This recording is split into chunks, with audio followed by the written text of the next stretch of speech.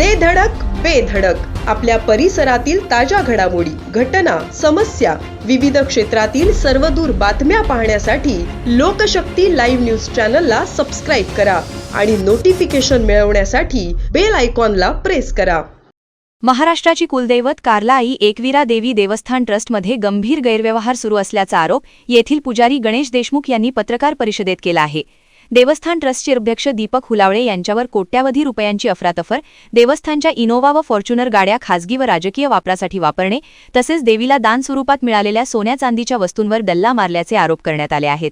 इतकेच नव्हे तर व्हीआयपी दर्शनासाठी बनावट पावत्या छापून रोखीने पैसे उकळले जात असल्याचा गंभीर दावा पुजाऱ्यांनी केला असून याबाबत पुणे धर्मदाय आयुक्त यांच्याकडे तक्रार दाखल केल्याचे समजते. यामुळे कार्ला परिसरात मोठी खळबळ उडाली आहे. दरम्यान या सर्व आरोपांना ट्रस्ट अध्यक्ष दीपक हुलावळे यांनी ठामपणे फेटाळून लावले आहे. माझ्यावर करण्यात आलेल्या आरोपांबाबत मला कोणतीही अधिकृत माहिती नाही. सध्या निवडणुका सुरू आहेत. योग्य वेळी पुराव्यानिशी माध्यमांसमोर भूमिका मांडेन असे स्पष्टीकरण त्यांनी दिले आहे. एकीकडे देवस्थानातील कारभारावर गंभीर प्रश्नचिन्ह तर दुसरीकडे ट्रस्ट अध्यक्षांचा आरोप फेटाळणारा पवित्रा. या प्रकरणामुळे कार्ला एकविरा देवी देवस्थानच्या कारभारावर प्रशासन आणि सरकार काय भूमिका घेणार याकडे आता सर्वांचे लक्ष लागले आहे. एकविरा देवस्थान ट्रस्टचे अध्यक्ष दीपक निवृत्ती हुलावळे यांनी जशी निवड झाली तशी एकविरा देवस्थान ट्रस्टचा गैरकारभार आणि मालमत्तेचा अपार करण्यास सुरुवात केलेली आहे. यांनी एकविरा देवस्थानची इनोव्हा गाडी असताना कुठल्याही प्रकारची चार्टी कमिशनर धर्मदाय आयुक्त पुणे यांच्याकडे परवानगी न घेता यांनी फॉर्च्युनर गाडी घेतली. ती गाडी स्वतःच्या व राजकीय दृष्ट्या रोज वापरत आहे.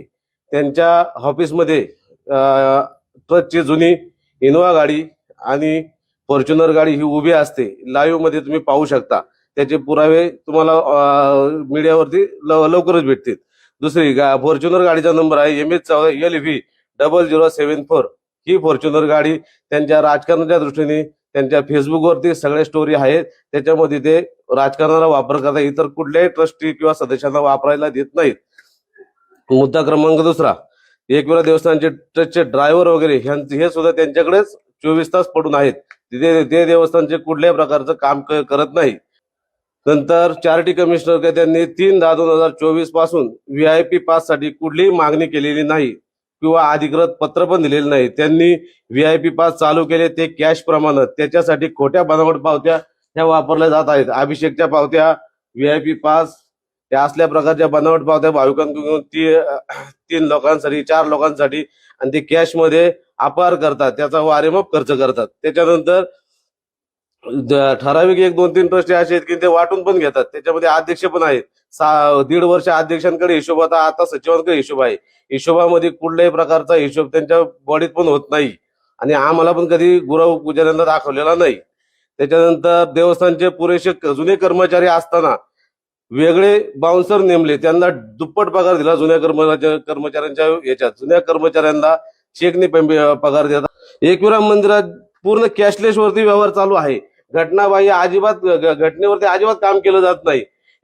माग प्रशासक समिती होती. प्रशासक समिती असताना जे फ्रॉड झालता त्याच्यानंतर प्रशासक समिती आली होती. त्यांनी देवस्थानचा कारभार उत्तम केला, ऑडिट केलं, सर्व काही केलं. त्याच्यानंतर 2017 ते 2025 काळामध्ये अंदाजे 25 किलो सोनं असेल ते यांच्या ताब्यात दिलतं. यांनी कुठल्याही त्या प्रशासक समितीकडून मोजून न घेता बेकायदेशीर ताबा घेतला. त्या सोन्याची विल्हेवाट लावून टाकली. विल्हेवाट लावताना सुद्धा धर्मदाय आयुक्त पुणे यांची कुठलीही परमिशन घेतली नाही. धर्मदाय आयुक्त पुणे यांनी यांना कुठल्याही प्रकारचे परमिशन दिलेल्या नाहीयेत. फक्त भाविकांना माझी एक नम्रतेची विनंती आहे की ज्या ज्या वेळेस एकविरा देवस्थान येतं त्यावेळेस ते लोक फक्त रिक्षावाला, हारवाला, गाववाला, एकविरा मंदिरातील पुजारी यांच्यावरती जातात. तर हे लोक चोर नसून हे मेहनत करतात. पण खरे चोर हे एकविरा देवस्थान ट्रस्टचे अध्यक्ष दीपक निवृत्ती हुलावळे व त्यांचे सहकारी आहेत.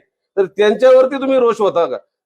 त्यांनी जे बाउन्सर नेमले, बाउन्सर पण एका मिरला मारामारी करतात, भाविकांना दमदाटी करतात. मंगळवारच्या असं भाविक पण सुरक्षित नाही. आमच्या लोकांचं असं आले फक्त मंदिरात जायचं, दुटी करायची, आमच्या जे मंदिरात पूजा अर्चा करायची, आम्ही बाहेर यायचं. त्याच्यामध्ये पण वर व्हीआयपी दर्शन, पॅन्टीवरती वर जाणं हे सगळे प्रकार चालू आहे. आता नव्याने 1 महिना झाला एक काच लावली. ते काच पण सकाळी अभिषेकचे झाल्यानंतर लावतात. त्यानंतर अध्यक्षांचा फोन आला किंवा इतर कुणाचा आला का ती काच काढतात, व्हीआयपी दर्शन देतात, लगेच खाली. म्हणजे पैसे दिल्याशिवाय तर व्हीआयपी दर्शन कुणी करत नाही. लोकशक्ती लाईव्हसाठी न्यूज ब्युरो, लोणावळा. अशाच सच्चाई दर्शवणाऱ्या बातम्या पाहण्यासाठी लोकशक्ती लाईव्ह न्यूज चॅनलला लाईक करा, शेअर करा आणि सबस्क्राईब करा.